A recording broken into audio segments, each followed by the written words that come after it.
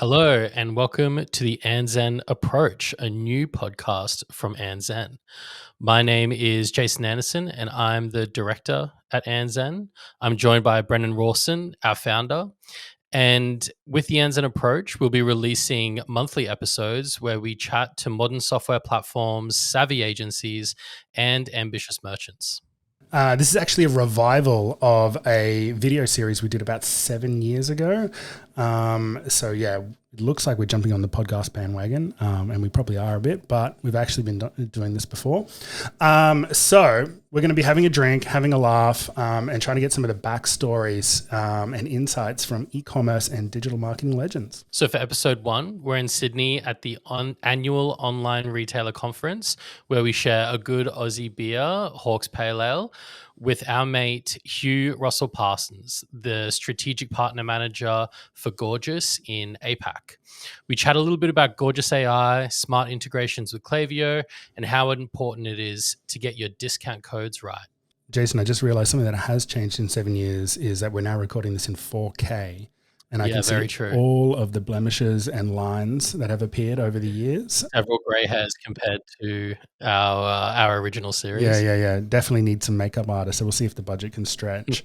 Make sure you jump on, sign up at anzen.co/podcast, hear about all the upcoming episodes. Also great offers from us and some of our partners along the way.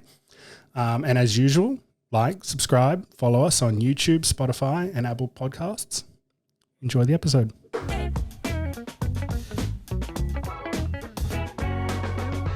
Hello, and welcome to the Anzen Approach. First episode. Thanks for joining us. We're here today with Hugh from Gorgias. My name's Jason. We've got Brendan as well. Hello. From Anzen. Hello. Really excited today. It's first episode, our maiden episode. We've obviously done quite a bit of work together. It totally made sense. AI is massively popular at the moment. Everyone keeps talking about it. Everyone makes sure it bumps their stock prices. Including us, yeah. Yeah, and customer support is maybe not the first thing that people think about when they think AI, but I think you guys encapsulate a perfect example within e-commerce of how AI can help in areas for merchants to scale, whether that's locally, whether that's when they're scaling globally, merchants of all sizes, effectively use AI to give a better customer experience, right? So absolutely. Let's hear a little bit about how you guys are tackling it. Oh, you want the elevator pitch? Here we go. Absolutely. So yes, Gorgias, I'm sure there might be a few listeners who've come across us before, but we are the number one help desk and automation platform on Shopify. So what we do is we empower brands to grow through AI-powered customer experience. What that really means is absolutely, you've got multiple channels of conversation. You've got so many different needs from the customer, particularly this year, that are only getting larger before they actually feel confident to make a sale. Yep. And what Gorgias does is really enable brands to automate a significant workload so that you can focus on the more complex tasks for your business and customers, but really give time back to focus on those areas and take out the menial, repetitive nature of customer experience sometimes, which is that refund piece. I need to make an edit on my order, all of that.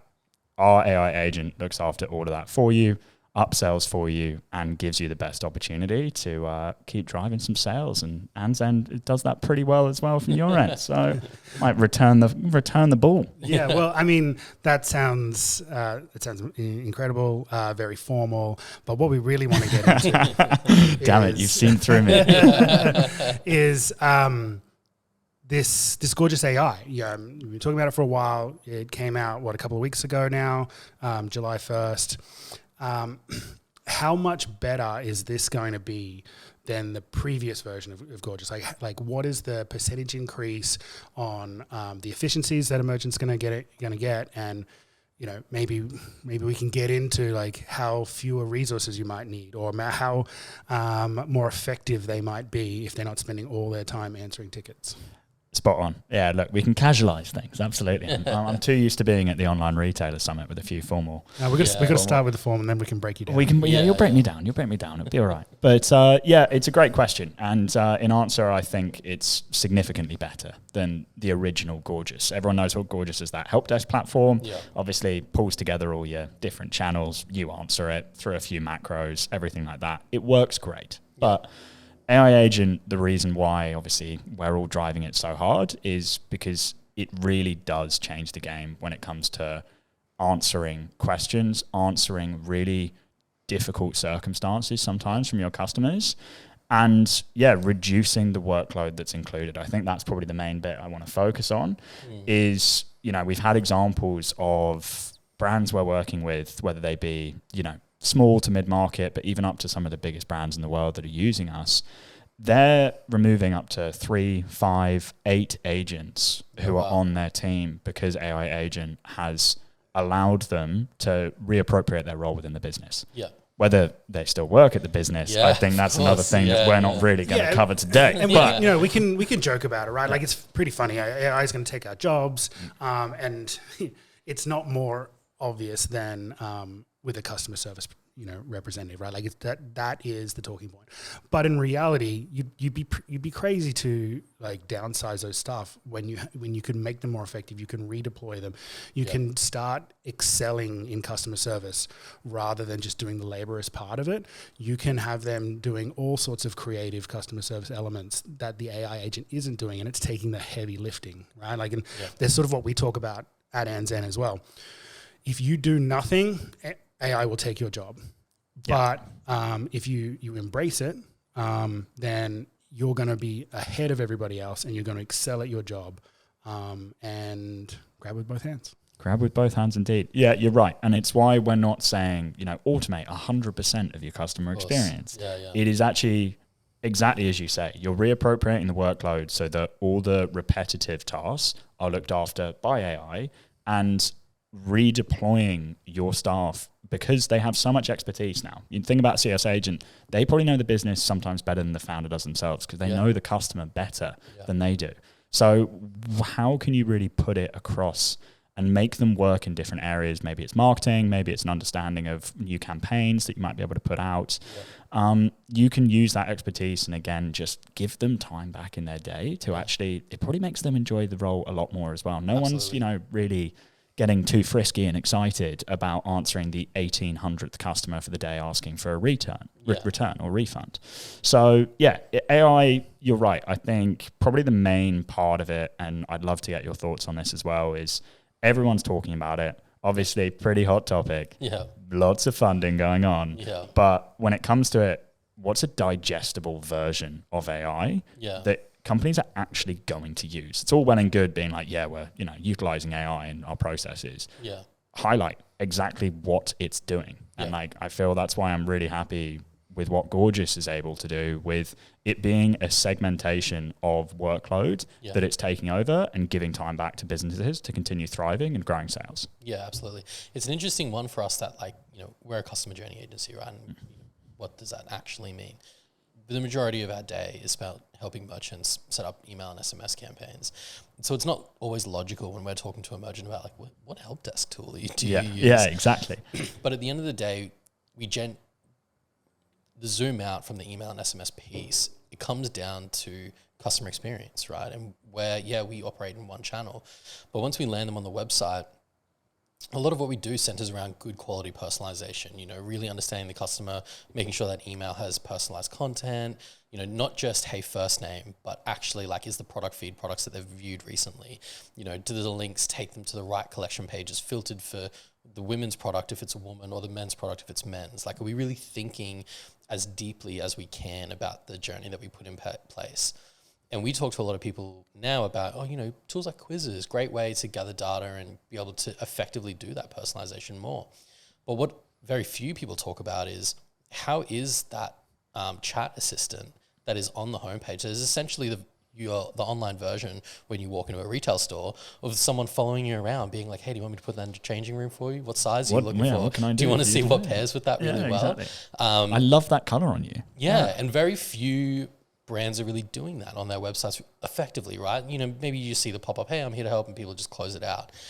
But to your point about AI, like on the one hand, it's a great chat tool that's available in there. But when you talk about redeploying those staff that know the brand really well, they can effectively better fulfill that sales, you know, almost like an outbound sales role. Absolutely. Where they're there, the traffic comes in once the chat is initiated. And if you really think well about like some of the tools in Gorgias around how can you actually make that chat experience look appealing to engage with? What are you writing in that message? How are you grabbing someone's attention and making it appealing to say like, hey, don't just like click around in collections until you find something you want. There's an actual shop assistant here that you can say, hey, I regularly wear a size 8. You know, I'm looking for a shirt that like is this fit, or a dress that is that color, and have them be able to come back to you and be like, here's an option below 100, here's an option below 200, and here's the nicest dress that I personally love on the site and our bestseller. You know, let me know if you're new to the site. Do you want a discount code or something like that? Yeah. You know, you can massively streamline that experience, but all of that data as well can then, you know, that chat data can be used. It's the data at the end of the day. And I think my question immediately back on top of that is, you both are experts in the customer journey. So when you talk about customer experience, Thanks. I think, I'm not sure. Yeah. We've certainly been doing it for long enough. Yeah. We do say that we're the best. Yeah, well, there we go. You are the best. You are the best. But when it comes to customer experience then, where in the customer journey does that really fit within the processes that you're trying to instill for your clients, for the businesses that you work with? What's your perspective of, all right, how can I implement those kind of processes, that kind of foresight and thought that goes into the journey of a purchase within what I'm trying to tell our clients to do? Yeah. So I think, I mean, I'll jump in because I think from a top level, and then Jason is much better on the specifics. We want to replicate the best customer experience, the customer journey that you would have in a regular shopping experience, a regular retail experience online in a more automated way. And that starts from, how do you convert onto the website? What does the purchase look like? What is the the post-purchase? What is the welcome onboarding? And then bringing in all of those third-party ecosystem platforms, help desk, returns, reviews, and how can we enrich that experience and make it as true to life as possible from a very specific implementation? Yeah, so I think what it comes down to, particularly say things like AI assistant, right? Scale is a very challenging thing. One of the best things about e-com is that you're selling 24/7. Yeah. But to your point, what happens when there's a product return? What happens when a bad review gets left? And it's someone in the US and you're an Australian merchant, it comes through at 11 p.m. And there is an opportunity to deal with that problem in the moment and convert a negative experience into a positive one. Mm-hmm. Or it can slip through the cracks and you get back to them the next day and then they don't get back to you the next night. And then it maybe takes 3 days to resolve an issue and that person is thinking to themselves, I'm never shopping from an overseas brand again. Yeah. You know, this being able to automate those things, provide that really positive experience, but also reliably be able to put them back into funnels. You know, things like product returns, right? You can very easily have automation set up in your Klaviyo account, let's say, afterwards to be sending them an email, sending them SMS post a return, where you have some segmentation on the value of the return. And, you know, if it was over $150, maybe sending them a coupon to come back and shop again. There we go. And try and salvage some of that revenue back from the sale, right? Yeah. But you're only going to be able to provide that really nice experience. So you're only going to have someone who's receptive to that nice experience if you're able to have these efficient tools working automatically for you at the time of impact and then provide a positive experience out of the gate. Yeah. No, you're absolutely spot on. And I'm going to go back to the formal side for just a hot second, I swear. But it's literally your point of recreating the experience that a customer has in a retail store is exactly the MO that our CEO gave us this year. Like, to quote him exactly, that is what we're trying to replicate. And it's so aligned with customer service and exactly. Health, right? Like those two things are... And obviously it's branching out. Like, it's not just looking at how do you answer customers, it's how do you create that unique journey that feels personalized, feels tailored, makes them feel happy. And even if it's a negative experience at first, you're able to turn that around and generate some positivity around it. And like, that's something only CX can do. And it's very hard to get it right. But we're just trying to create some tools that might make it a little bit easier. Yeah. So I think when it comes to what you're really focusing on, what are some of the big issues then? Like when you're talking with your clients, let's say a new client, what is just a key fundamental that they're really often missing? I would say right now it's maybe a little bit more varied. Traditionally, though, margin has been a very grey area for a merchant, and I don't think it's necessarily even merchant's fault. We were talking about this last night. We were at a dinner with a fair few of Australia's biggest fashion brands, certainly one of the biggest a furniture brand in the country, and they were talking about, how difficult is it, honestly, to get down to a collection level. What was the margin? We bought this much product, we sold this much in revenue, but realistically, how many of those orders had a coupon code? How many of them were returned? What profit did we really make on all of this? And then, not even including when you factor in marketing and everything on top. Yeah. And really the best tool that merchants have is just be aware and, cross-check things, figure out your minimums, your maximums, and just work within a certain set of rules. But a lot of the times we still now, while I'd say over the last 2 years, while the economy has tightened up, a lot of people have gotten a lot savvier around it.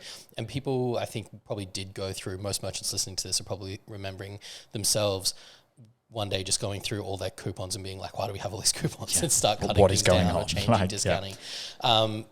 But it's still fairly common for us to come across a merchant who maybe has a really good abandoned cart sequence that's 3 or 4 emails long, but there's a coupon code at the end, and everyone just gets that coupon code. No. And that person that shops with you every month or every couple of months might be getting 5 or 10% off or free shipping on every single order because they can just game the system, right?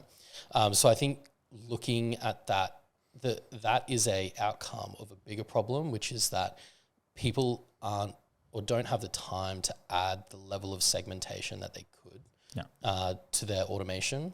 And because of that, these binary experiences that people have, it's really open to abuse.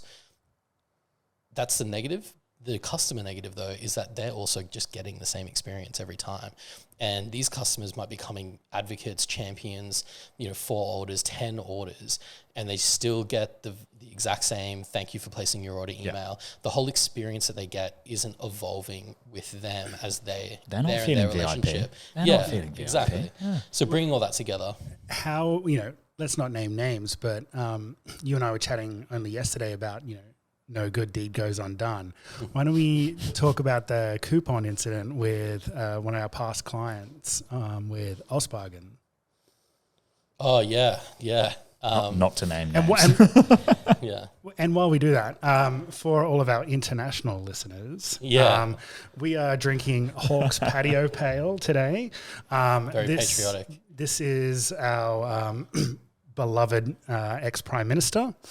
And if you're American, this is probably like an Abe Lincoln IPA or something like that. Yeah. Maybe not that far back in the annals. But famous for chugging beers at the cricket, which is basically how you get voted Prime Minister in our political system. Apparently so. Yeah. We can avoid politics given what's going on recently. A little stereotypes, but we put our leaders on our beers. And a damn good tasting beer as well. But for our international listeners, Osbargains is a website that you can go to that's run by, I guess, very savvy Australian shoppers that share bargains on a daily basis. It's effectively a forum. And a bargain is Australian for a good deal. Yeah. I love that you have to translate that. You think it's normal language, but... It's also probably the way that we say it isn't it, our accents as well. But this website is very, very popular. And we had a client who was trying to do a good thing, right? They were just running a survey to their existing customers, and they only sent it, I think, to around a couple of hundred of their top customers. And it was quite a long survey, probably take 3 or 4 minutes to complete, and it had some really detailed personal questions. They'd anonymized it, so you didn't have to put any of your details in, but they were asking things like, what kind of salary do you make? What demographic are you? They were very much trying to build these demographic profiles to understand their customers. And at the end of it, they were giving away a $15 straight cash, no minimum use coupon to say, we really appreciate what you've done. anyhow, one of these really great customers whacked the survey link on OzBargain and said, if you guys ever wanted to try a product from this company, you could just do this survey and get a $15 discount at the end of it. And within about, I think it was about 3 hours, they had quote unquote sold thousands of a coconut bowl, basically. So a bowl made of like coconut husk that was on their website that was $13. Oh my God. And so people were doing this survey and getting the $15 credit and then going and buying this bowl for free. And these are people who aren't customers, and the survey very explicitly said this is for customers and this is why you've been sent it. But basically it just got out, right? And they got inundated with these orders, and they had to send out an email to all these people to say, hey, this wasn't our intention. You know, this shouldn't have really gotten leaked. We're going to cancel these orders. There was a terms and conditions that said like you had to be this. And these people on those bargain website were furious. And people were threatening to report them. Well, speaking of demographic data, you know, an OzBargain store, you're going to get someone who's going to complain. Yeah, like exactly. You are. They're smart, but they're also willing to put their money where their mouth is as well. Yeah. And, you know, there are people on this forum saying, hey, guys, this is a small Australian business that was just trying to learn about their customers, and we've just attempted to cripple them by, you know, basically holding them for ransom to give us this stupid bowl that most of us almost certainly don't need. But to your point, this is OzBargain. This is what we do. This is what we do. Yeah. So you have to be careful, right? You have to careful. Really think about like, how can this be abused? How can this be circulated? And I guess Rise unique coupon code, right? Yeah. Rise of the minimum purchase in order to get discount. Like it's just lessons that really need to be considered. Yeah, exactly. So I would say at the moment, really, I mean, like it's July, right? So Black Friday's begun, basically, which is crazy that's we'll how probably it kind of see works some now. brands, exactly. 20% off now. Yeah, exactly. So I think the next few months really are going to be some solid discussions around what can we actually afford to do on Black Friday. Yeah. What is something that's going to get cut through, but is also, you know, realistic for the business. And I think as part of that, we're talking to a lot of merchants. Let's not just think about Black Friday. How are you going to make sales in the 30 days before Black Friday? You know, what are you going to do to keep people engaged, not just hanging out for the sale, but actually get them shopping ahead of time? And there's a lot of things that we can be doing to kind of gather attention. A really good example is, what are we doing to build, if we're worried about Black Friday coming up and a drop in sales, what else can we be gathering? How could we be doing something or promoting the Black Friday sale that's going to say to email subscribers, this is why you should opt in for SMS. You know, you're going to get early access. Or if you have a loyalty program, how are we telling people that if you shop now and you move up these tiers, you're going to get these benefits during the Black Friday sale for being in this higher tier? So don't just wait to shop until the sale. Exactly. Start shopping now. Yeah, right? No, it's a really good point. I was at a dinner as well, not with, you know, the largest fashion retailer or furniture retailer in Australia, but last night I was at a dinner as well, and I was actually chatting with another really popular activewear brand about this. And I said, okay, well, look, you guys discount. You don't discount as heavily as others, but what do you do to keep sales ticking along between, you know, that August, September, October period? And she was really smart about it and said, we do limited releases. You know, when it comes to it, we obviously don't want to sacrifice our margin because we know we're going to get increased sales, but we're going to lose out with that margin piece when it comes to Black Friday. So what we do is we actually, with some of our VIP customers, we offer them a limited release that feels exclusive, feels very personalized. And then to our general customers, we also have limited releases of certain products. So look, these might be products that are either brand new, obviously not a huge investment piece up front if you're timing it for this part of the year, but it at least keeps people really actively engaged and almost then creates that sell-off point where, all right, let's say you haven't been able to get one of these limited releases, you're still pretty ingrained into then wanting something from that brand. So then suddenly Black Friday seems like a great time to buy. It's like, all right, well, I missed out on this, but I've got 20% off on this product that actually looks pretty good anyway. Yeah, absolutely. I think anything where you can create a sense of urgency 100%, is really going to work, and limited stock is one of the perfect ways to do that. I think it's probably time for a word from our sponsor. Klaviyo powers smarter digital relationships, making it easier for businesses to capture, store, analyze, and predictively use their own data to drive measurable high-value outcomes. Klaviyo's modern and intuitive SaaS platform enables business users of any skill level to harness their first-party data from more than 350 integrations to send the right message at the right time across email, SMS, and push notifications. Innovative businesses like Frank Green, Koala, Budgie Smuggler, Who Gives a Crap, and more than 146,000 other paying users leverage Klaviyo to acquire, engage, and retain customers and grow on their own terms. Wonderful. That was perfect. I feel pumped. Yeah. I think the placement of Who Gives a Crap in there really does seem like a plan that, maybe are you actually paying attention? Because one of the people that we just said is Who Gives a Crap, which is a real brand. If you're interested, It's a great brand. Great brand. Yeah. Check it out. And what Anzan are doing is we have built our tried and tested, absolutely high converting add to cart flow. And if you go to anzan.co/podcast and register your details, we will send you a copy of that flow. We'll be able to clone it into your Klaviyo account. But more than that, that's how you'll hear about future episodes. We'll be sending out a newsletter because that's what we do.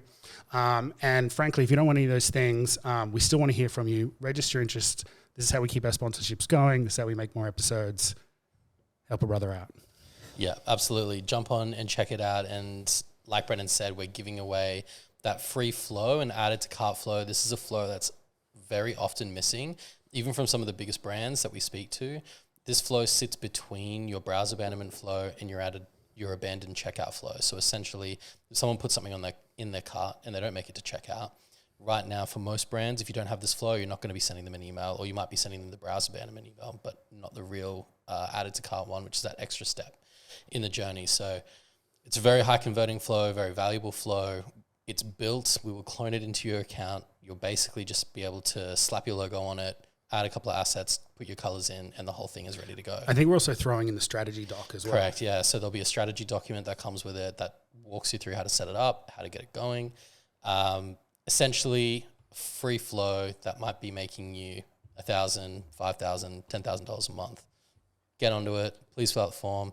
Let us know that you're keen on more of these podcasts, and we'll keep adding them to our list of things to do. Smashing them out. Yeah. Speaking about flows, an example that we often talk about when we talk about Gorgias is how we build that into our flows and how that impacts reviews as well. Did you want to talk a bit more about that? Yeah, absolutely. And I don't know if you've seen any interesting examples of how people are factoring in active Gorgias experiences into specifically how Gorgias and Klaviyo integrate, right? Yeah. So a few interesting bits from the agency side, I would say, is that a lot of people might not know that there's a few different layers to the Gorgias integration with Klaviyo, right?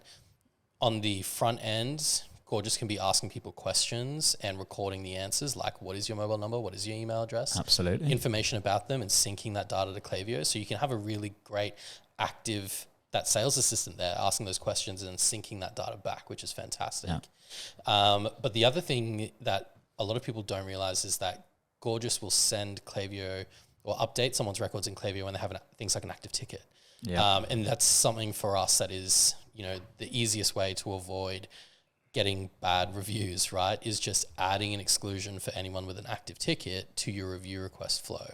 But I would love to know if you've seen some cool, interesting applications of it. Yeah, look, it's a really interesting one, and we recently updated and improved that integration with Klaviyo too. So yeah, at face value, obviously it's very simple. You're looping that information from one platform to the other. You're able to view it, understand it, but then you can really go and action some of those items. I think probably the best one you're talking about is the fact that historically, that was a pretty big issue. If you were pushing people into a Klaviyo flow, they were having a negative experience and they ended up fucking hating the brand. Yeah. So when it comes to it and thinking strategically about how you can avoid those bad experiences, really just having that loop, that constant loop feed of data driving back in. I'd say in terms of examples of how people have operated that really efficiently, they've actually been using Klaviyo SMS as well. And Gorgias SMS is, of course, on that support piece, making sure that you can access and communicate with the customer effectively. Yeah. But you can easily turn that tangent, and what people have done is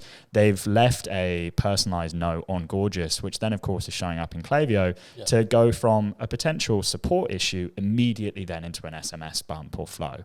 So Klaviyo can then immediately be actioned. You can start turning, all right, a customer might have asked, hey, I'm looking to make an adjustment on my order, or I'm looking to add this. You can then upsell. It's providing an upsell opportunity. You can set up some flows that immediately come off the back of it. And I know some incredible success stories with a few Aussie brands who just have really simple flows set up, but they've been able to attribute the data from Gorgias, immediately then go, all right, we've applied to the customer on SMS. Now let's make that a business opportunity, basically. And they've immediately pushed into maybe a 2 or 3 text flow, and then they've pushed it straight across using the likes of, Instant or one of those others to really make sure they've got that data down. Yeah, nice. I would say an example that I saw, it was in the US, we didn't do it, but I did see it and I really liked it, was a pet brand that sold harnesses. They sent an SMS campaign out to all their customers saying, hey, we would love to see, I think it was like a Saturday morning or something like that, a day that you're likely to be at the dog park with your dog, or maybe out on a walk. And they said, we'd love to see a photo of your dog in their harness today, send it through. So that, we can just get some great snaps. And people, obviously, everyone loves it. I've got 2 dogs. I would have immediately sent 40 photos. 100%. So they collected all these photos, but they had it connected to Gorgias. And so they were then able to look at some of those photos and then have agents be able to reply back and say, hey, we love this photo. Do you mind if we use it on social media? Do you mind if we, feature it in an email? Do you mind if we do this or that? And how about that for experience and loyalty? Right. And in terms of really improving seamless. Those different areas, it's so seamless. It's so smart. Yeah. And I think they ended up, if I'm remembering correctly, I think they then just, posted to Instagram a huge amount of these photos just to their stories. Which I thought was great, but you think you take it a step further, right? Let's say people are doing that. The help desk agent can reply and go, hey, we want to feature this on our Instagram story. What's your Instagram handle so we can tag you? And does your dog have an Instagram handle? Suddenly you're putting that up there and sharing that, tagging the customer. The customer's going to be stoked. They're probably going to reshare it on their stories. What an awesome word of mouth campaign that you just created. Exactly. Right? And it's not like you're paying significant amounts through the tools that are there. It's literally just that organic piece of just using the toolkit you have and just being smart. And there's definitely examples like that which come to mind, and we work with some amazing brands like July is of course a great example. I love what they're doing right now with the Olympics, but the way that they're repurposing that within their social media as well, and then utilizing Gorgias to really try and gauge the intents of how people are engaging with that. Could it be that there's a certain athlete that they're then focusing on that they can then dedicate time towards, or any of their marketing campaigns be driven towards that? Or, we've got some larger activewear brands like LSKD who then are really finding those unique pieces and then turning that into a revenue generating opportunity through just highlighting social media intents, figuring out what customers want to be hearing, and then pushing that natively into the likes of Klaviyo to double down on those opportunities. Yeah, absolutely. And it really does. I think one of the things you touched on there that's really important is that these are low cost activities, right? Like these are relatively efficient things as part of monthly fees that you're probably already paying. That can have a real impact, and a sustained impact too. Setting up these rules or setting up these automation might take a little bit of time in the first instance, but for the most part, spend half an hour a month just checking in. Is it still working properly? Have you had an idea, a way you can improve it, maybe a bit of customer feedback? But they could be generating serious revenue for you. But I'm about to go full sales on you, because at the beginning of the talk, we were discussing AI agent taking away significant portions of workload with the repetitive tasks. Oh my God, imagine if your team had time to then think of these low cost, really effective, high attribution activities and allowing all of the data to be pulled in by that AI toolkit and then pushing it out through the likes of Klaviyo, through the likes of the rest of your tech stack. Yeah. Suddenly it seems to make a lot more sense. Yeah. So I'm not just going to drop the mic there, but I think that's probably a good bit to bring it around to as well. Yeah, it really does. So we are in beautiful, sunny Sydney for Online Retailer. We just spent the morning, day one, out on the conference floor. We missed your fantastic talk. I hear you Heavily had a full disappointed crowd. not to see you full there. crowd. Yeah. So what's the vibe? What's going on? It feels like there are a lot of partners in town. There are a lot of merchants walking around. There feels like a bit of energy, certainly compared to some previous years. I'd say you're right. Look, in terms of from what I've seen of Online Retailer, and I'll get to the talk in a second, but there's a lot of merchants who have come not just to see what's there, they've come for a reason. And I think that's a really exciting expo to be a part of, because people are looking for answers and they're not asking generic, simplistic questions.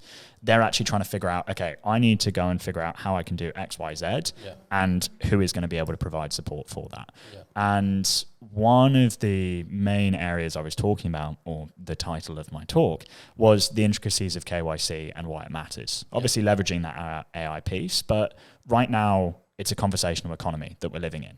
People are requiring so much more before they feel comfortable to make a purchase. Obviously you can talk about the economy, the market condition right now, people being a little bit more savvy about how they spend. But when it comes to it, really understanding your customer is what so many merchants seem to be focusing on. All right, CAC is at an all-time high, with increased LTV being a primary, as well as trying to figure out how to keep our customers with us and not just be undercut in a race to the bottom with our competitors. How are we finding unique ways to really keep them engaged, keep them on top of loving us, loving what we stand for, and trying to push that to the next level? So have you heard anything so far today that kind of makes you think, all right, here, these are what merchants are trying to do, and this is how they're going about really setting themselves up for success for Black Friday, Cyber Monday, and the busy Q4 period? When you said KYC, I was like, know your customers. Is this like money laundering prevention? So this was, I should probably give context on that as well. I used to be, I know that term, but it's in a different context. It definitely does not stand for that. Yeah. No, so KYC, I tried to, be a little bit smart about it. I was previously at Wayflyer, who provided that funding piece to e-commerce through working capital. KYC was a big portion of that to make sure that people weren't going and buying Bitcoin with the 10 million plus that we might have given them. So when it came to that, I was really trying to find a way to engage with e-commerce businesses and say, okay, if you have this strong financial structure that allows people to be comfortable funding businesses, how can you be really comfortable getting to know your customer to a level of depth that you feel like you truly understand what they want and why they're buying from your business? So I probably should have added that context, but it was, it's a really interesting perspective to try and hold and be like, okay, I know my customer might be predominantly between 25 and 35 for a fashion brand. Maybe it's a woman, but can I go deeper? And how can I go deeper and figure out, all right, who are my most profitable customers? Who are those that are going to be with me for a 12, 24 month period? Not just that quick purchase it's discounted, you'll never hear from me again. Yeah. And this is gold for us, right? Like when we're building out these customer journeys, the more information we can get, like what are your interests? What are your buying habits?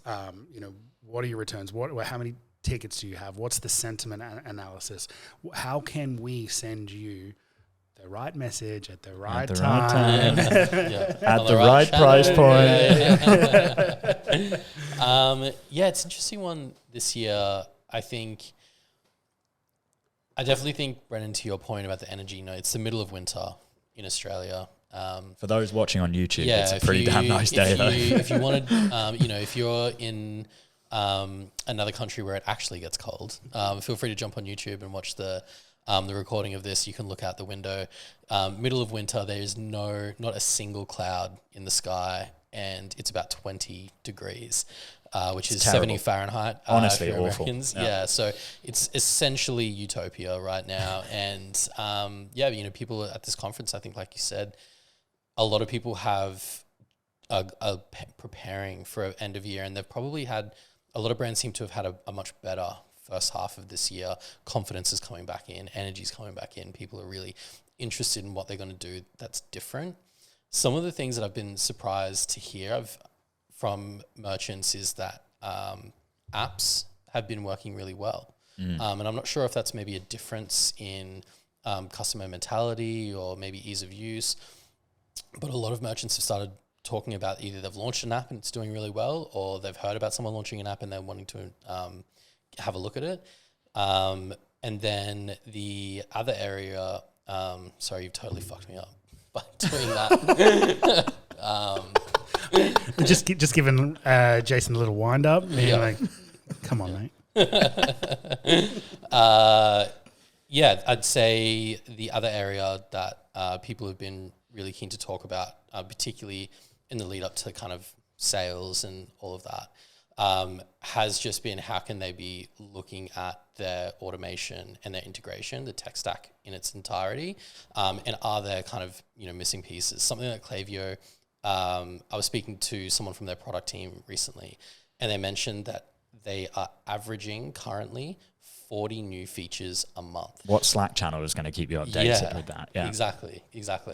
But there's so many new things in there that merchants are really able to leverage, and probably the easiest one that I think has flown under the radar a little bit, but every time I talk to someone about it, they get really hyped, is Klaviyo's own AI features. Oh, here we go. They've released an AI optimization tool for your data capture forms. So you can go into your data capture forms now, basically click a couple of buttons to set up a split test, but Klaviyo will decide how to run that split test. I think it creates 6 split tests where it will change the timing, the layout, how many fields are in the form, a bunch of different things. I'm fairly sure, you can have a read about it on their website, I'm sure. But effectively, it will choose 6 variations. It'll run it over a certain amount of time, and it will come back to you and tell you which one had the highest conversion rate. And if you're a merchant, particularly time poor, or you've got a small team and you really want to boost your subscriber numbers, you can now do that with 3 or 4 clicks within the platform and then just walk away. Exactly. There really are some really great AI tools coming in too. And it's good to see, like, same as Gorgias AI, like practical AI uses, not just like the digestible, the bullshit, like let's put AI on this and people will buy it. Like I think we're past that point now, right? Like now it's AI is ubiquitous. Everybody's ChatGPT in. What are the real, actual, practical uses of AI now? Yeah. 100%. I think on that, we're going to wrap it up. Yeah. Hugh, thanks for joining us. It's been great. Everyone should go to anzen.co/podcast. Make sure you register. Get our free add to cart. Let us know your thoughts. We're going to send out some regular newsletters and reminders. Hugh, final plug. Gorgias. Yeah, thank you for being on the inaugural episode. Please plug away. No worries. Happy to plug. Well, actually, it's I'm happy to expand a new offer that we're putting out there. We want offers. Offers, indeed, are always this pretty is helpful. Exclusive To Anzen. If you have to mention Anzen on any of the calls we take with you, of course. But we're actually trained. You get premium senior customer support when it detects the word Anzen. You actually have me knocking on your door is what it is. But no, customers will actually receive 2 months free of AI Agent with Automate if they actually do mention Anzen on any calls incoming. So for those listening on the podcast, you want to find out more. The whole idea of this is to make sure you're in the best place possible for your CX for the time Black Friday, Cyber Monday hits. It gives you the time to structure it exactly how you want.